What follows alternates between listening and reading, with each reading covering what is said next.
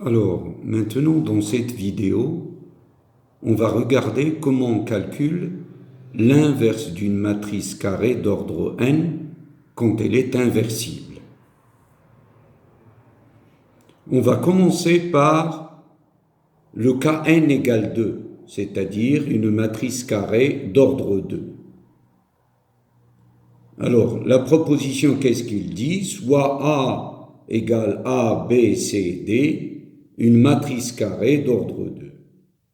Si le produit AD moins BC est non nul, alors A est inversible et A moins 1, c'est-à-dire l'inverse de A, est égal à 1 sur AD moins BC, ça c'est un scalaire, multiplié par la matrice D moins B moins CA.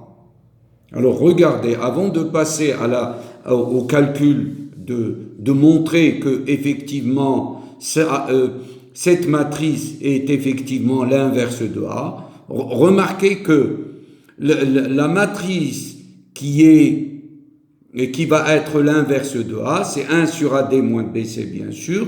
Ici, qu'est-ce qu'on a fait?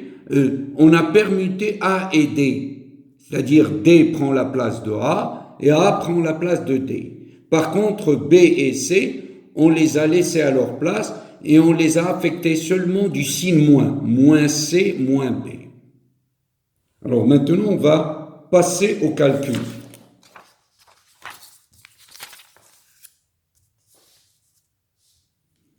Alors, je prends A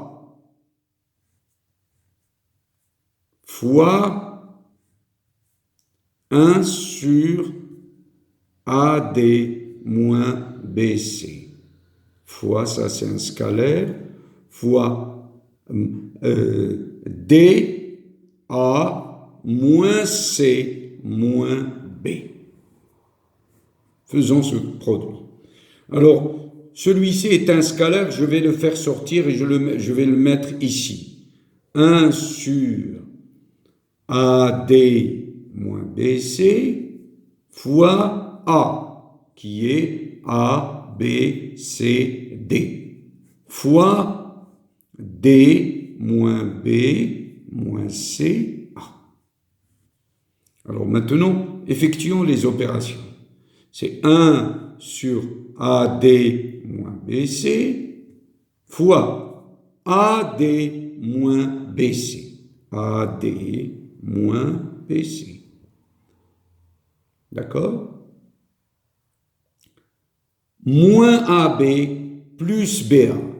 Moins AB plus BA.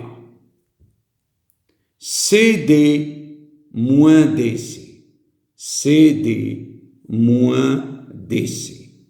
Et enfin, moins CB plus DA égale 1 sur AD moins BC facteur AD moins BC. Ça, on ne le touche pas. CD moins DC, c'est CD moins CD, c'est 0. Moins AB plus BA, c'est moins AB plus AB, c'est 0. Et moins CD plus, j'ai oublié ici, plus DA, c'est seulement AD moins BC. Donc, je vais faire entrer ce facteur ici. Donc, ça va être AD moins BC, qui est AD moins BC sur AD moins BC, c'est 1. 0 sur AD moins BC, c'est 0. 0 sur AD moins BC, c'est 0. AD moins BC sur AD moins BC, c'est 1. Et voilà. Donc, c'est égal à I2. La même chose, si je prends cette matrice 1 sur AD moins BC, facteur de D moins B moins C moins A, et je la multiplie par A, je trouve encore I2. Vous pouvez le vérifier vous-même. Et là, c'est seulement la définition qui dit que A, cette matrice, est l'inverse de A. Donc, l'inverse de A, c'est 1 sur AD moins BC multiplié par D moins B moins CA. Maintenant, je passe au cas général.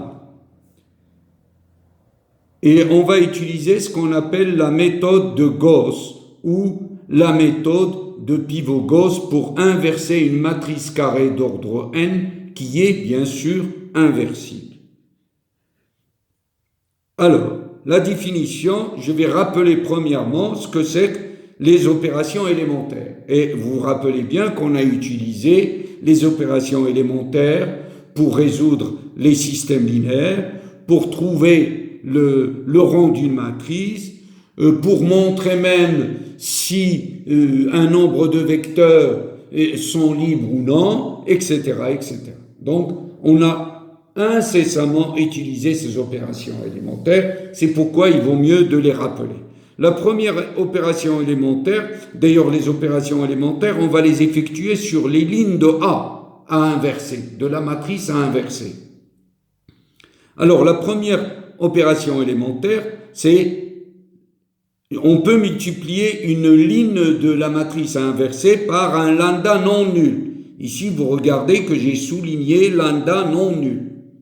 Donc, LI va devenir, par exemple, lambda LI. La deuxième opération élémentaire, LI devient LI plus lambda LJ, où LJ est une autre ligne que LI. Et la troisième opération élémentaire, c'est échanger deux lignes. LI prend la place de LJ et LJ prend la place de LJ. Tout le monde connaît ça. Voilà. Alors, pour inverser, la méthode, qu'est-ce qu'elle dit?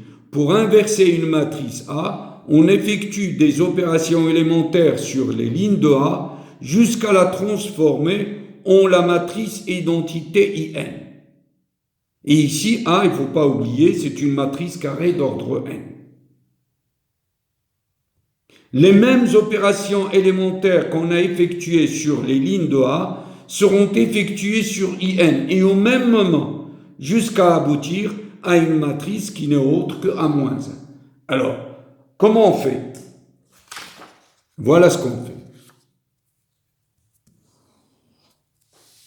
Alors, je prends la matrice A ici, je fais un trait et je mets la matrice IN de ce côté. Et je commence à effectuer les opérations élémentaires, de telle sorte que A devient IN à la fin, et IN va devenir une autre matrice. Voilà, par exemple, je voudrais avoir, ici on a un A non nul, si c'est les nuls, on permute, donc il faut que le pivot soit non nul pour l'utiliser. Donc ici, par exemple, 1, si c'est pas 1, je permute, c'est pas difficile. Donc, si c'est 2, je divise par exemple par 2. La même opération que j'ai effectuée sur A, sur les lignes de A, sur une ligne de A, je l'effectue sur la même ligne de IN. Et ainsi de suite, jusqu'à ce qu'on trouve, à la fin, qu'est-ce qu'on trouve? Ici, IN. Et ici, on va trouver une autre matrice qui n'est autre que l'inverse de A, c'est-à-dire A-. Voilà. Et on va voir ça sur des exemples. D'accord? Voilà.